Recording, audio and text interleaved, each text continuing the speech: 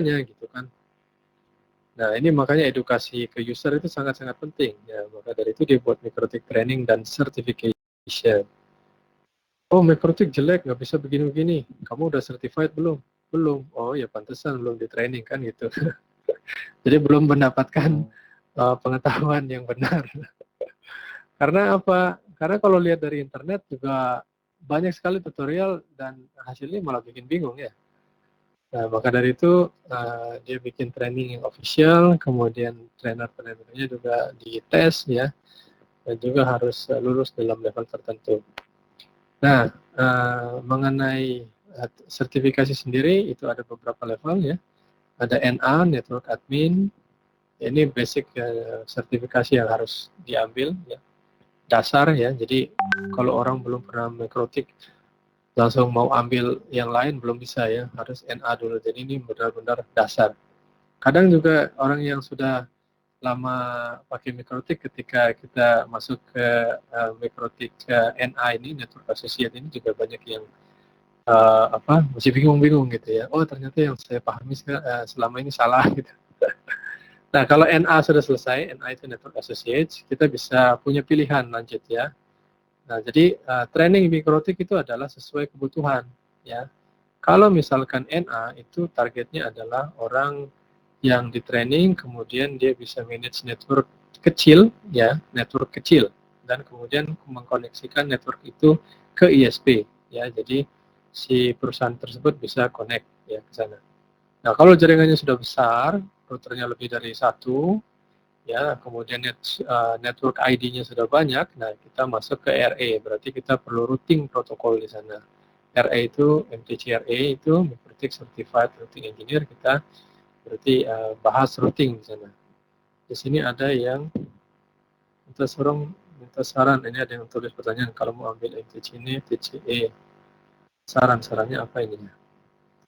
Oke, nah RE itu sudah. Nah kalau misalkan di jaringan kita itu ada wirelessnya banyak, misalkan di hotel ya, hotel itu jaringannya simple ya, tetapi dia wirelessnya banyak sekali. Nah itu kita bisa ambil WE, atau kita punya network tapi ada beberapa link yang menggunakan link wireless gitu ya. Nah itu WE. Atau kita mau ikut tender project. Nah itu kemarin ada siswa di sini dia mau ikutan tender project di Subang, Jawa Barat ya. Nah dia ambil WE. Hasilnya bagus. Nah, kemudian kalau di jaringan kita perlu traffic control ya, misalkan bandwidth ke domestik, bandwidth ke sini, kemudian bandwidth load balancing ya, misalkan kita punya lebih dari satu ISP, nah itu nanti kita taruh belajar di traffic control TCE. Terus kalau jadi TCE itu kita belajar DHCP ya, advanced DHCP, kemudian traffic control, kita pakai simple queue dan Q3 ya. Q3 ini jarang orang pakai ya, dimana itu useful untuk mengurusi bandwidth ya. Kemudian load balancing gitu ya, itu traffic control. Nah kalau misalkan itu sudah Anda perlu traffic control ya, ambilnya TCE. Kemudian ada yang namanya UME, User Manager Engineer. Nah, di sini kalau kita ingin mengimplementasikan hotspot, ya, hotspot itu apa? Kalau misalnya Anda ke WiFi ID yang punya Telkom, itu kan kalau kita mau nge-net harus masukin username password dulu ya, beli voucher atau apa. Itu nanti kita pelajari di User Manager hotspot, kemudian PPTP, VPN, ya, kemudian bridging di VPN gitu, kemudian security ya, kemudian user manager tentu saja radius, yaitu di user manager engineer ya. Advanced DHCP misalkan kita ingin menambahkan opsi di DHCP ya, jadi DHCP standar itu kan opsinya parameternya ada 3 ya, jadi kita memberikan IP address, subnet mask, gateway, DNS. Nah lebih dari itu ada, kemudian kita bisa deteksi rough DHCP gitu. Nah, terus kalau RE ini sudah dapat, jaringan kita tambah besar, berarti kita perlu pakai AS number, ya AS itu adalah auto system number, ya, di mana kita nanti akan mempunyai blok IP publik sendiri yang kita manage. Nah, itu kita perlu tahu ambil MTCINA. Jadi MikroTik Certified Internet Networking Engineer. Nah, yang dipelajari di sini ada BGP dan MPLS. Sebenarnya dua topik tapi isinya banyak. BGP yang kita pakai nanti adalah beberapa parameter, misalkan BGP atribut, kita bilangnya BGP atribut ya, baik yang mandatory maupun yang discretionally. Itu nanti kita pakai, kemudian nanti kita akan setup MPLS di jaringan kita. Itu kalau jaringannya udah besar. Oke, terus ada yang pertanyaan, kalau mau ambil sertifikasi MikroTik gimana caranya? Ya caranya kirim email ya ke training center, terus nanti tanya dia ada jadwal nggak gitu. Nah, nanti kalau ada jadwalnya silakan ikut, ya sudah Anda bisa training di sana. Jadi caranya mudah sekali. Validity sertifikat itu 3 tahun, ya jika expired boleh ambil lagi. Jika Anda punya MTCNA dan RE, dua-duanya expired, ambilnya renew-nya yang RE saja. Oke, jelas ya. Kalau ada pertanyaan langsung aja ditulis. Oke, lanjut. Nah, VLAN, ya ini yang ditunggu-tunggu ya. Jadi VLAN kita ambil dari ini ya. Kita cerita dulu. Jadi ini ada sebuah site A katakan saja. Ya, ada VLAN-nya ya. Jadi kita jadi ceritanya kan orang itu sudah malas ya ngopi-ngopi data pakai USB atau dulu tuh pakai disket ya. Disket udah lama nggak bisa gede, maksimum itu kan paling berapa sih disket dulu tuh? 1 mega ya, 1,4 mega ya. 1,4 mega itu udah gede banget ya dulu ya. Terus kan kita mau copy data ya. Kalau ngopi data lewat disket kan lama. Ya udah akhirnya muncul USB.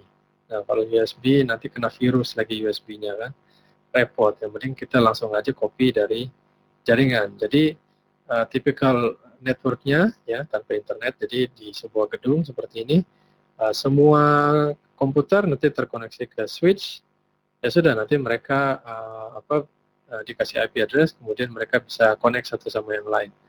Sederhana ya. Jadi berarti semua yang terkoneksi di switch ini adalah satu network ya. Oke.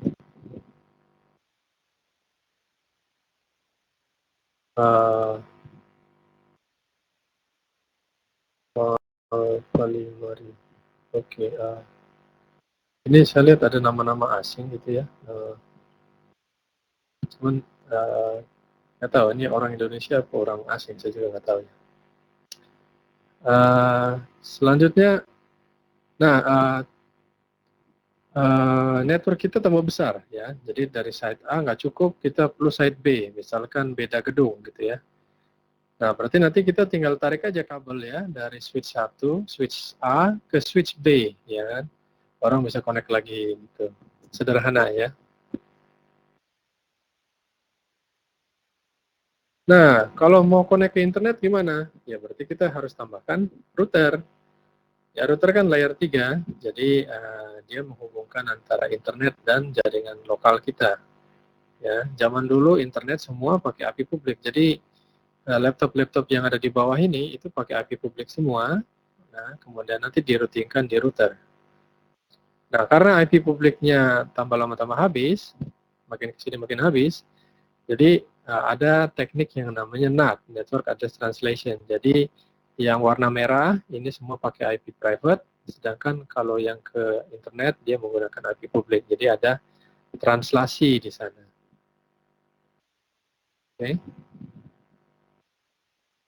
Nah, terus ceritanya adalah kita mau pisah nih, bukan pisah apa ya, jadi antara, kan berarti networknya tambah besar ya, kalau tambah besar kan tambah orang dan kebutuhan untuk segmentasi kan semakin kuat. Contoh misalkan bagian keuangan nggak mau disamakan dengan bagian yang lain gitu, jadi dia ingin network sendiri, berarti yang warna biru tadi kan. Nah, berarti kita bikin segmentasi di sana ya. Yang merah itu untuk yang umum, yang biru tuh khusus untuk keuangan. Nah, dengan adanya router kita bisa buat ya. Jadi port 1 untuk yang divisi engineering, yang biru port 2 untuk keuangan. Nah, port 5 itu misalkan ke ISP sana. Nah, itu gampang bisa. Nah, terus kalau VLAN bagaimana? Jadi VLAN ya, itu adalah feature di layer 2 ya, berarti switch ya. Yang mendukung virtual segmentation dari physical switch. Ya, jadi network segmentation ini bisa di-extend ke switch menggunakan trunk. Ya. Jadi tipe port di dalam VLAN itu ada dua, yaitu access port ya yang berhubungan langsung dengan end devices dan trunk port yang terkoneksi dengan VLAN yang lain. Ya. Jadi tipe port itu ada dua ya, yang ke end devices, yang ke switch lain. Jadi dengan adanya VLAN ini kita bisa bikin segmentasi secara virtual, secara logik ya saja. Jadi tidak pakai fisik lagi ya. Jadi contoh di switch A di side A ini ya, port 1 sampai 10 itu VLAN 10. Port 11 sampai 20 itu adalah VLAN 20 ya. Kita bisa buat seperti itu. Dan VLAN 20 di side A bisa berkomunikasi dengan VLAN 20 di side B saja. Ya, jadi komputer yang ada di VLAN 20 hanya bisa bicara dengan VLAN 20 saja, standarnya seperti itu. Ya, cuma VLAN 20 ada yang di lantai 1, VLAN 20 di lantai 2, VLAN 20 di lantai 3, di mana mereka itu terhubung dengan switch yang terpisah, tapi mereka bisa saling berhubungan. Ya, itu berkat adanya trunk port. Ya, kalau nggak ada trunk nggak bisa ngomong itu ya. VLAN yang berada di switch yang berbeda. Jadi saya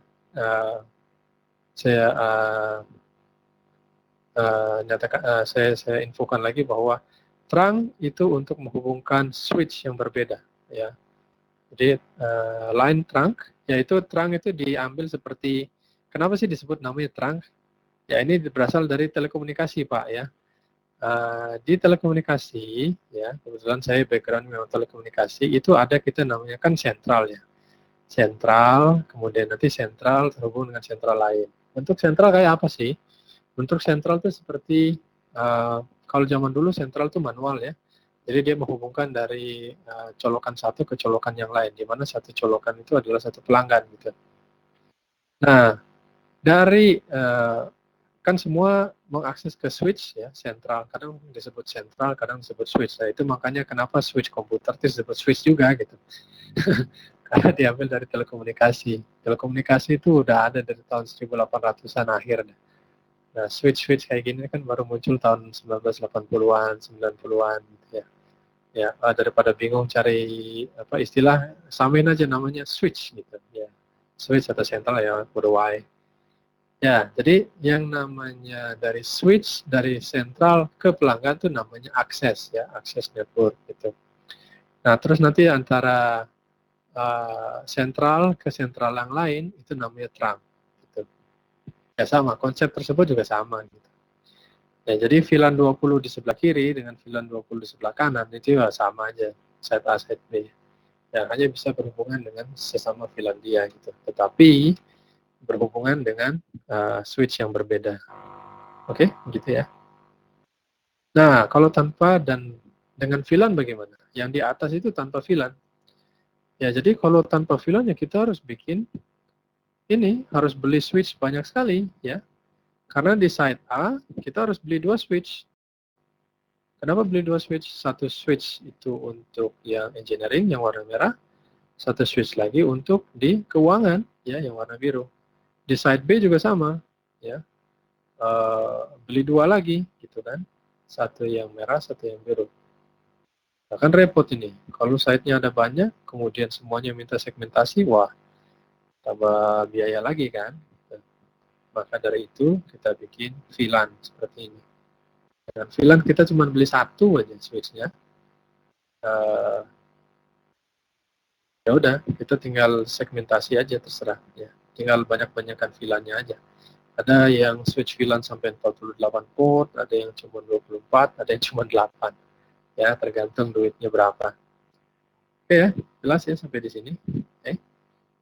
Nggak ada yang tanya, berarti semua jelas ya. Mudah-mudahan bisa ngikuti ya. Nah, berarti teknologi VLAN ada di mana dong? Nah, ada di terangnya. Ya, jadi VLAN itu teknologi ada di terang.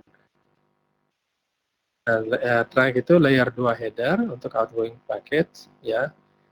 Jadi nanti paket yang keluar dari port trunk akan disisipkan header di situ. Nah, yang di atas itu layer 2 ya, header layer 2 tanpa VLAN. Nah, yang di bawah, yang kotak di bawah yang warna biru itu, yang tengahnya ada warna oranye, nah itu setelah disisipi VLAN. Nah, jadi nanti di dalam situ, misalkan VLAN 10 dari site A mau bicara ke VLAN 10 di site B. Nah, berarti kan dia harus lewati trunk port itu.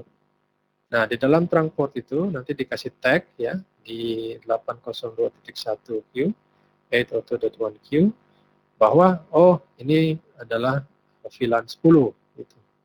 Ya, jadi intinya dia tagging aja lah gitu. Jadi VLAN itu sebenarnya simple ya. Saya nggak tahu kenapa itu orang-orang kok bikin VLAN, ngomong VLAN ini, VLAN itu kok jadi rumit gitu ya. Saya bingung. Oh ini ada yang nanya, Arif Rahman dari Bekasi.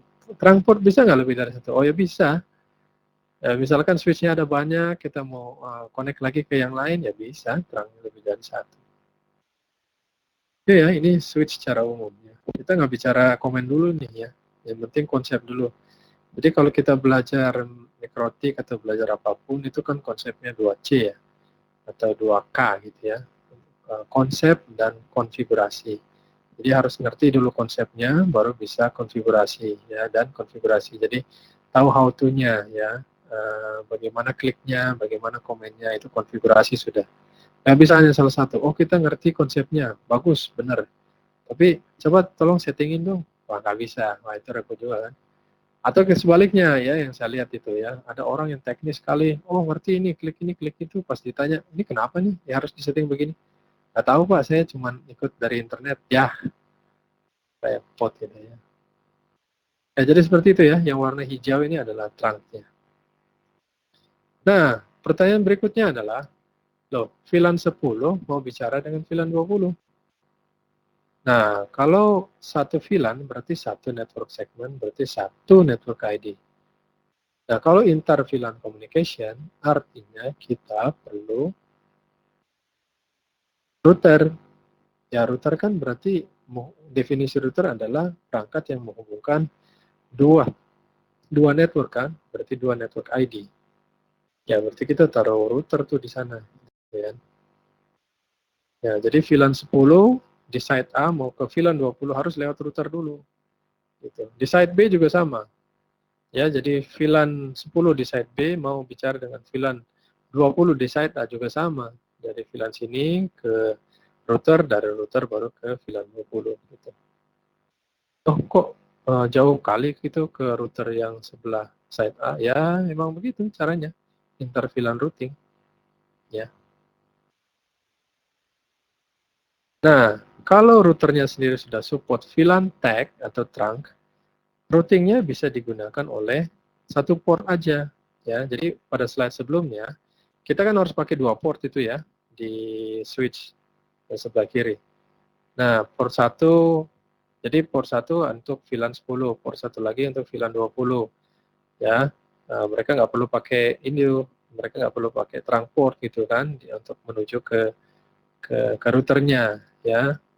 Jadi nanti di routernya itu seperti interface biasa, taruh IP address di situ, jadiin gateway buat semua.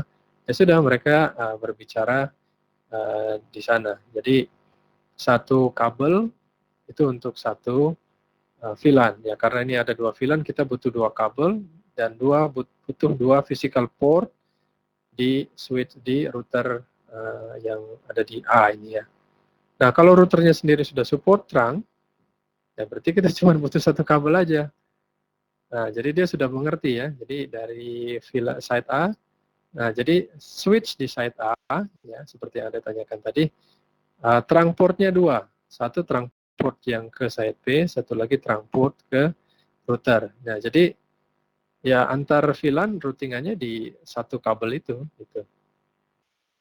Oke. Nah, terus ada lagi istilah ya yang bikin orang bingung juga nih. Layer 3 switch ya. Artinya apa? Kita nggak perlu router untuk VLAN routing. Ya, jadi routing function bisa dilakukan internal di switch itu. Ya. Nah, tentu saja layer 3 switch ini lebih ekspensif, ya kan? Jadi antara VLAN 10 ke VLAN 20 udah aja lewat switch itu gitu. Ditambahin software di sana. Oh, kita bisa ngerouting ini. Udah beres. Ya kan? Nah, ini yang lucu juga ini ya. Jadi dulu waktu tahun 2015 ya, 2015 itu di MOM di Jogja ya. Jadi ngobrol-ngobrol-ngobrol, saya tanya, Bapak dari mana? Oh, dari perusahaan anu gitu ya. Kemudian di sana pakai apa saja networknya, kita cerita-cerita gitu. Oh, kita pakai layer 3 switch. Wow, keren dong ya. Tahu ya mereknya siapa gitu ya. Yang depannya C kan, saya nggak perlu tahu sebutin siapa. Ya, kita beli layer 3 switch. Oh, oke, keren banget nih. Oh, untuk network kita nanti kita bikin VLAN segala macam. Oh, keren banget dah. Wow, bahasanya tinggi banget. Oke, Pak. Nah, terus di sana ada router MikroTik juga. Oh, ada. Kita pakai MikroTik. Terus MikroTiknya dipakai buat apa? Oh, untuk itu routing. Routing antar apa, Pak? Oh, jadi VLAN satu sama VLAN yang lain di routingnya lewat MikroTik. Ups. Nah, terus ngapain ente beli layer 3 switch kan? Saya nggak tahu itu ya. Kenapa sih ya pada beli gitu kan ya layer 3 switch gitu. Ya, yang jelas saya mengucapkan selamat untuk sales team-nya ya. Karena telah menjual barang itu ke customer ya, di mana itu harga layer 3 switch itu mahal ya minta ampun. Ya. Oh ya, di sini ada pertanyaan. Trunk port di router port perlu dimasukin IP? Ya bisa aja dimasukin IP, Pak. Ya kan gunanya MikroTik itu kan untuk routing. Nah, kalau routing kan harus ada gateway. Gateway kan berupa IP address, Pak. Jadi masukin IP address di VLAN-nya situ. Ya, jadi ini cerita lucu ya.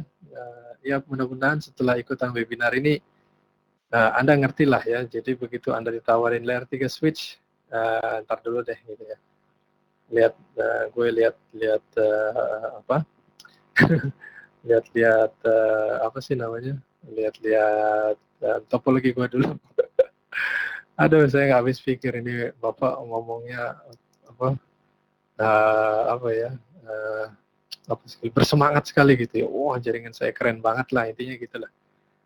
Pas tanya, loh kok gitu deh? Oh iya, iya kita harus butuh layer 3 switch gini gini gini gini. Ya selalu dah itulah ya, customer is always right lah ya. Oke lah, gue ikut aja dah. Aduh, congratulations ya untuk apa sales teamnya ya, yang sudah berhasil menjualnya. Dia ngerayu-ngerayu gitu. Oke ya, lanjut. Nah, sekarang VLAN di MikroTik. Ya, VLAN di MikroTik. MikroTik tahu ya, itu kan router.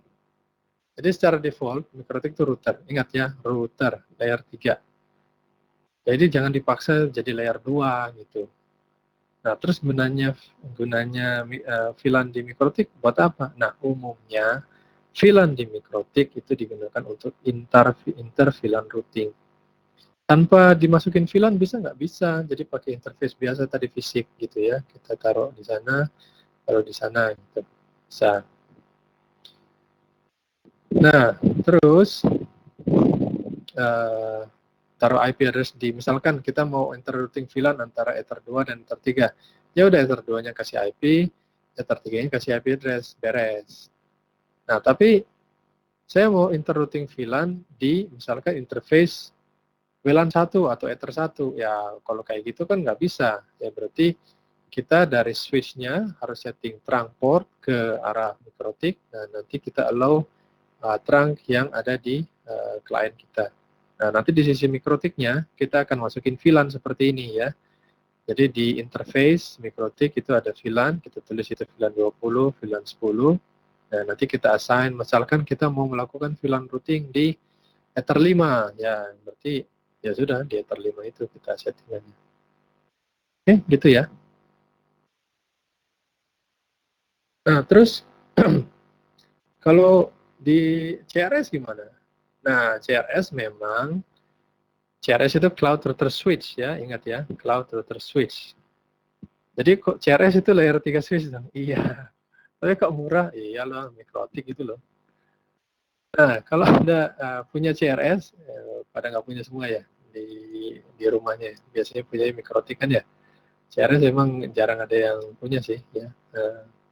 Bukan hardware rumahan lah ya. Soalnya ini kan dia switch ya, CRS Cloud Router Switch. Nah, nanti di CRS ini fiturnya banyak banget ya, dan Mikrotik berencana untuk membuat training khusus untuk penggunaan CRS ini. Jadi di CRS Anda bisa lihat sendiri, itu menunya beda sama yang di switch biasa. Di sana ada tulisan switch VLAN. Jadi kalau di router biasa itu kan Anda kalau ketik menu switch, isinya paling cuman apa ya, switch VLAN macam-macam gitu ya, host gitu ya. Nah, tapi kalau di CRS Anda klik switch ya, Ethernet switch berarti kan. Nah, situ ada isinya macam-macam tuh. Ada VLAN, ada egress, ada ingress ya. Egress itu untuk outgoing, ingress itu untuk incoming. Terus dia di sana juga bisa, jadi kalau kita bikin VLAN ya, VLAN kan yang tadi saya cerita itu antara kita membedakan satu segmen dengan segmen lain berdasarkan port ya. Jadi port 1 sampai 10, VLAN 10, port 11 sampai 20, VLAN 20 kan gitu. Nah, bisa nggak kita bikin bikin VLAN berdasarkan MAC. Jadi MAC 1, 2, 3, 4, VLAN 10 kan keren tuh. Jadi dimanapun dicolokin itu MAC ya, dia pasti dapat VLAN 20 gitu ya. Atau kita bikin protokol base VLAN ya. Kalau TCP ya, TCP port berapa itu masuk VLAN 10 gitu. Yang port sekian masuk VLAN 20. Nah, keren kan? Nah, gitu CRS yang bisa tuh. Oke, gitu aja ya. Nah, untuk demo, oh ya ini demo ya. Oke, saya akan share screen saya. Waduh, ini bentar lagi jam 8.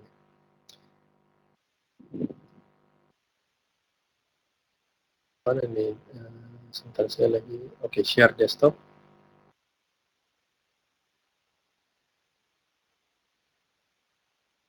Oke, ini lumayan berantakan desktop saya ya.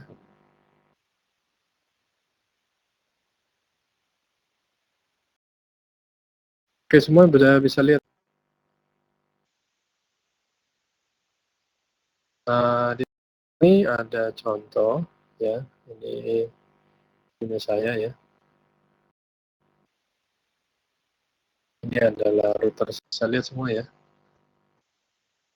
Nah, di sini, nah kalau Anda klik switch ya, paling isinya kan cuma switch dulu gitu ya. Dan kalau CRS di sini lebih banyak lagi ya, karena dia memang switch ya, switch yang advance gitu. Chipsetnya juga banyak gitu ya. Keren lah itu CRS itu ya. Tapi biasa cuma layer 2. Bisa nggak CRS dijadiin routing? Bisa ya, tapi CPU-nya naik gitu. Ya, nyebelin juga itu ya. Ya wajar lah, dia kan switch ya. Jadi seperti saya bilang tadi, kalau kita bikin VLAN ya, nah berarti di sisi mikrotik kita akan setting itu VLAN tagging ya. Nah, berarti VLAN taggingnya gimana? Ya, bikin aja seperti ini. VLAN, namanya VLAN 10. Nah, nanti di-assign kemana nih? Di-assign ke misalkan Ether 3 gitu ya. Nah, VLAN ID-nya berapa? 10. Gitu. Nah, terus yang lain lagi, kita tambah lagi VLAN 20. Ya, namanya VLAN 20, VLAN ID-nya 20. Kita taruh di Ether 3 ya. Oke, berarti Ether 3 itu akan digunakan sebagai terang yang di dalamnya bisa memuat bisa memuat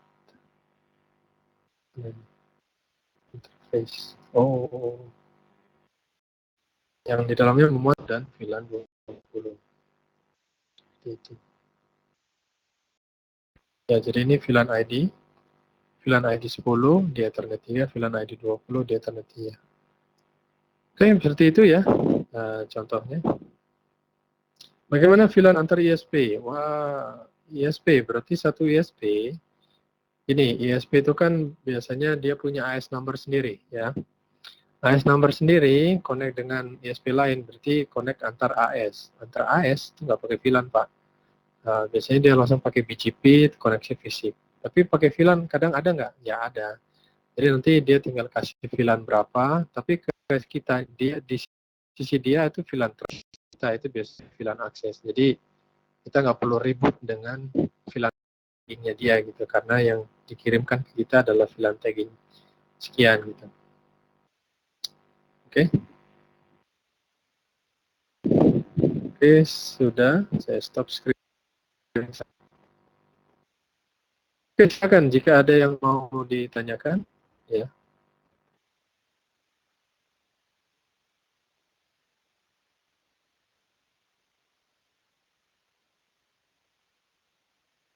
Oke, sekarang QA ya. Untuk BGP sendiri, kenapa masih butuh IGP? IGP ini apa sih? Inter Gateway Protocol. Ya, jadi BGP itu kan untuk inter AS ya. Jadi antar AS ya berarti pakainya BGP. Kalau inter AS berarti kan di dalam networknya dia sendiri. Itu IGP berarti Interior Gateway Protocol, berarti protokol untuk di dalam. Ya, tentu IGP apa? Misalkan RIP, OSPF gitu ya.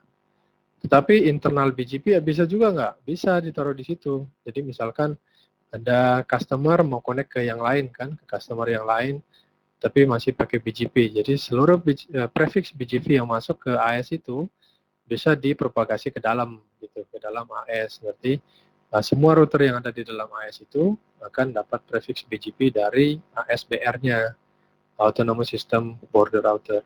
Gitu.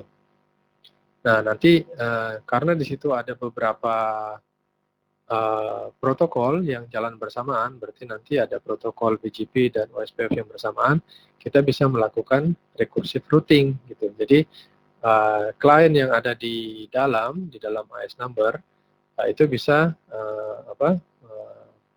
bisa koneksi keluar gitu. Ya, jadi router yang ada di dalam bisa look up routing table-nya berdasarkan prefix yang di handle oleh BGP dan OSPF.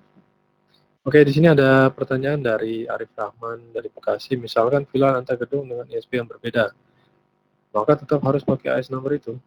Tidak sesuai dengan. Oh, berarti misalkan ada Jakarta dan Bandung gitu ya, ada dua gedung yang berbeda, mereka punya IP publik, terus mereka ingin routing gitu. Ya kayak gitu sih. Jadi zaman dulu semua IP address itu adalah publik. Jadi yang di-assign ke laptop, ke komputer yang end user itu langsung sudah IP publik. Itu zaman dulu ya. Tahun 2000, tahun 90-an, tahun 80-an ya, IP publik waktu itu masih foya-foya ya. Saya dulu waktu kuliah di luar juga, dia universitasnya karena dia lama ya, ikut internet konsorsium, dia dapat IP publik ya, dan slashnya ukurannya cukup besar ya. Jadi dia dapat slash 16 ya, slash 16 itu Anda bayangkan sendiri ya, slash 16 itu gedenya kayak apa ya. Jadi setiap HP, setiap komputer yang ada di sana itu pakai IP publik ya. Nggak ada lagi ceritanya dia nat-nat gitu ya, kayak kasihan sekali kayak kita punya ya.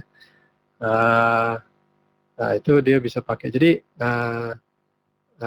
kalau semua udah pakai IP publik ya, jadi tinggal network yang ada di Jakarta bisa routing langsung ke network yang ada di Bandung gitu. Nah, yang jadi problem kan adalah network yang di Jakarta IP private, yang di Bandung juga IP private kan. Sementara kita connect lewat IP publik. Terus di mana dilakukan NAT, berarti yang di dalam sebelah NAT itu kita nggak bisa akses. Nah, kalau udah kayak begitu ya berarti kita harus pakai teknologi tunneling gitu ya. Nah, contohnya EYP. Gitu. Oke, ya seperti itu ya. Ada lagi yang mau tanya? EYP over VLAN, ya EYP over VLAN bisa. EYP itu kan untuk tunneling. Jadi kalau kita punya dua site, baru bisa pakai itu. Nah terus kalau VLAN-nya sendiri, intinya sih gedung dengan ISP yang berbeda kan intinya kita pakai IP publiknya gitu, nggak ada urusan sih antar VLAN-VLAN-nya gitu. Jadi sorry maksudnya ya saya ngerti maksudnya. Nah, jadi di site A itu dia punya VLAN 1 sampai 10, di site B dia punya VLAN 1 sampai 10 terus dihubungkan dengan internet. Oh ya bisa. Ya berarti harus itu tadi perlu tunneling dulu. Ya. Jadi nanti switch yang ada di A itu dibuat trunk, terus nanti dilewatkan ke tunneling itu, dan nanti tunneling sana di switch B itu trunk lagi, ya kemudian dilewatin di tunnel itu. Oke, gitu saja. Ada lagi?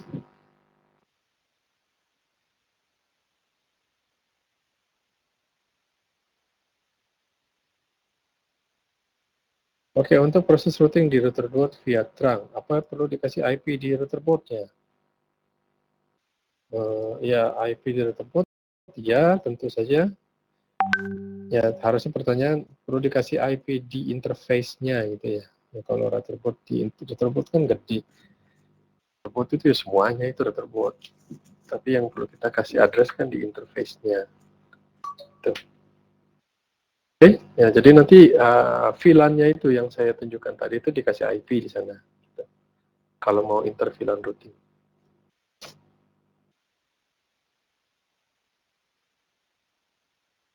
Oke, seperti itu. Ini sudah jam 20 ya. Mudah-mudahan uh, berguna ya. Kalau ada topik usulan ya, silahkan ditulis di sini. Ya, silahkan ditulis.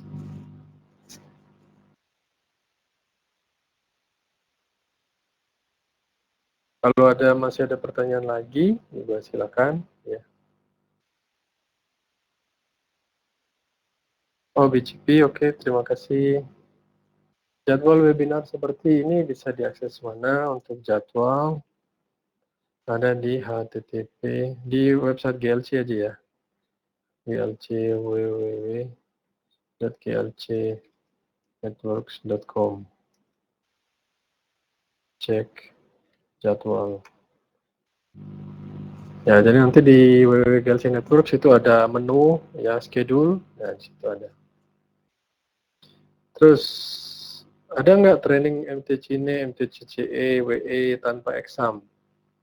Ya ada. Berarti ambil trainingnya nggak usah exam ya, atau nanti examnya tunggu-tunggu aja gitu. Bisa. Harganya sama nggak? Ya, sama aja. Ya kalau tanpa exam atau kayak gitu ya paling kita bikin workshop gitu. Workshop khusus untuk routing. Jadi khusus untuk jadi kita nggak ngikuti kurikulum dari Mikrotik ya. Jadi kalau workshop itu ya sesuai kebutuhan peserta. Misalkan workshop untuk routing, workshop untuk wireless gitu. Yang penting tujuannya adalah orang memahami wireless dengan baik dan bisa membuat jaringan wireless yang baik gitu aja. Oke, request wireless ya mangga boleh. Jadi meeting. Sebenarnya topik wireless sudah dibahas ya, berapa bulan yang berapa tahun yang lalu. Tapi bisa sih ditulis lagi. Oke, silakan kalau ada yang usulan ditaruh di sini ya. Ditulis sini. Bit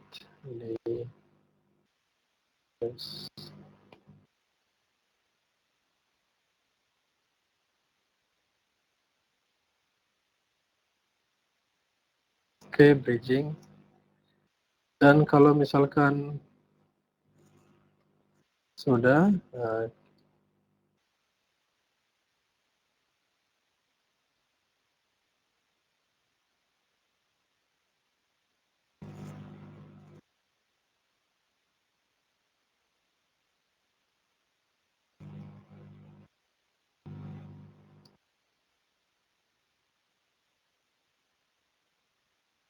Oke, gitu aja ya. Terima kasih banyak ini atas usulannya ya.